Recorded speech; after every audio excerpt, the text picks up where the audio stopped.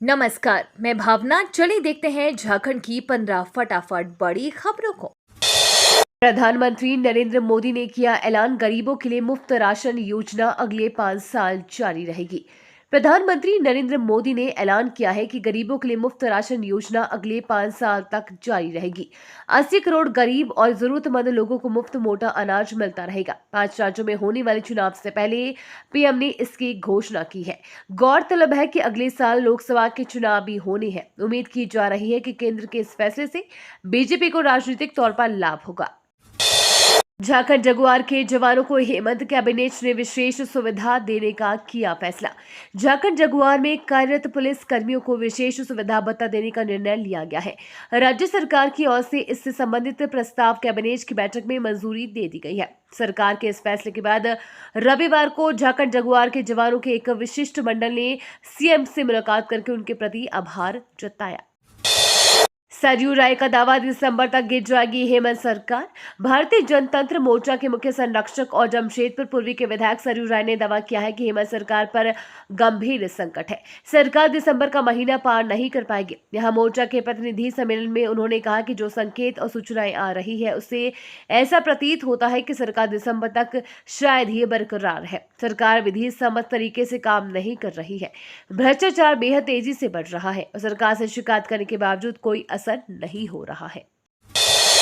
अब स्टूडेंट्स को पढ़ाई के दौरान मिलेंगे पैसे, यूनिवर्सिटी कॉलेजों में होगी ट्रेनिंग। झारखंड के सरकारी विश्वविद्यालयों और कॉलेजों में सामान्य स्नातक कोर्स करने वाले छात्र छात्राओं को अप्रेंटिसशिप कराया जाएगा। इस दौरान विद्यार्थियों को स्टाइपेंड भी दिया जाएगा। इस योजना को हेमंत सरकार से स्वीकृति मिल चुकी है। जानकारी के अनुसार इस योजना पर प्रति वर्ष 7 करोड़ रुपए खर्च होंगे। सरकार ने डिप्लोमा इंजीनियरिंग के साथ साथ गैर अभियंत्रण स्नातकों को भी अप्रेंटिसशिप करने का फैसला किया है। झारखंड के 8 लाख स्कूली बच्चों को मिलेगा ऑन स्पॉट जाति प्रमाण पत्र।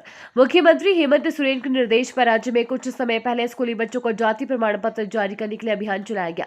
सूत्रों के अनुसार अभियान के दौरान करीब 8 से 10 लाख जाति प्रमाण पत्र बनाए गए हैं। इन्हें लैमिनेट कराकर सरकार आपके द्वारा कार्यक्रम के तहत पंचायत स्तर तक लगाए जाने वाले शिविरों में बांटे जाएंगे। हेमंत सरकार ने आपकी योजना आपकी सरकार आपके द्वार कार्यक्रम की सफलता को देखते हुए इसका तीसरा चरण 15 नवंबर से 29 दिसंबर तक आयोजित करने का निर्णय लिया है।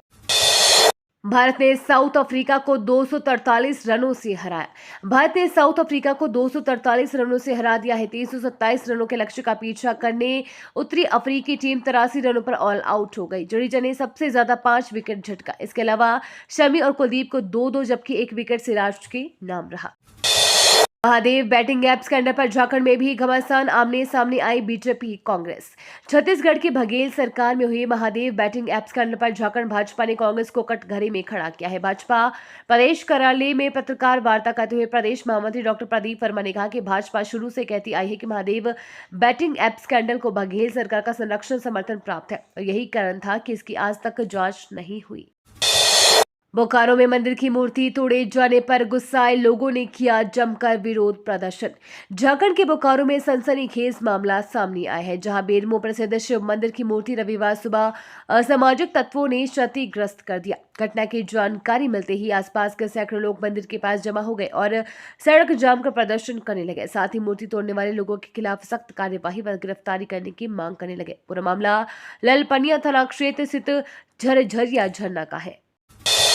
रोटी के टुकड़ों और पानी की बूंद के लिए तरसे फिलिस्तीनी। इजराइल व हमास के बीच युद्ध के बीच गाजा में त्राहिमाम मच गया है। यहां रह रहे फिलिस्तीनियों का यूएन ने दर्द बयां किया है। संयुक्त राष्ट्र एजेंसी के निदेशक थॉमस व्हाइट के मुताबिक गाजा में भुखमरी के हालात पैदा हो गए हैं। लोग खाने पीने के लिए तरस रहे हैं। वो अपने पास स्टोर किए हुए रोटी के 2-2 टुकड़े खाकर जी रहे हैं और सड़कों पर पानी की गुहार लगा रहे हैं। वहां लोग अपनी जिंदगी की दुआ कर रहे हैं। झारखंड के इन अस्पतालों में जरूरी क्रय के लिए 20.52 करोड़ रुपए आवंटित।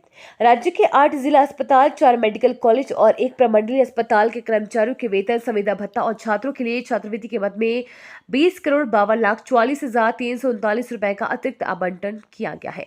स्वास्थ्य विभाग के अपर मुख्य सचिव अरुण कुमार सिन्हा ने इसे सभी संबंधित मेडिकल कॉलेज एवं अस्पताल के अधीक्षक और जिले के सिविल सर्जन को पत्राचार किया।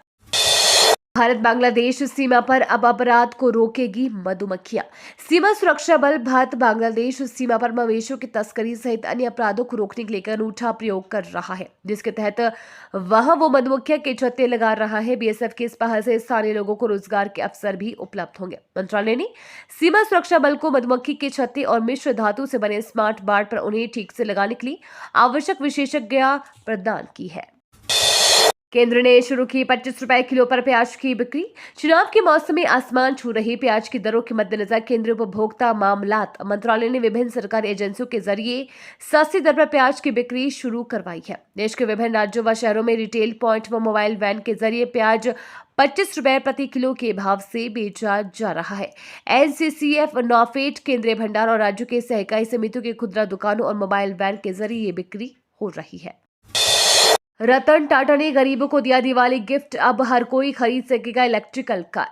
टाटा सन्स के मानद चेयरमैन रतन टाटा देश के दिग्गज उद्योगपतियों में से एक है। वे हमेशा आम आदमी के फायदे के लिए सोचते हैं। रतन टाटा के मार्गदर्शन में टाटा मोटर्स देश के आम आदमी के उपयोग की लायक कारों का निर्माण करती है। उसकी कारें न केवल टिकाऊ और भरोसेमंद होती है बल्कि किफायती भी होती है। टाटा मोटर्स ने अभी हाल ही में इलेक्ट्रिकल कारों को लॉन्च करना शुरू किया है। दिवाली के मौके पर गरीबों को गिफ्ट देने के तौर पर किफायती इलेक्ट्रिकल कार को बाजार में उतारा गया, जो आम आदमी के बजट के अनुरूप है। एक्स शोरूम में इसकी शुरुआती कीमत 8.69 लाख रुपए है।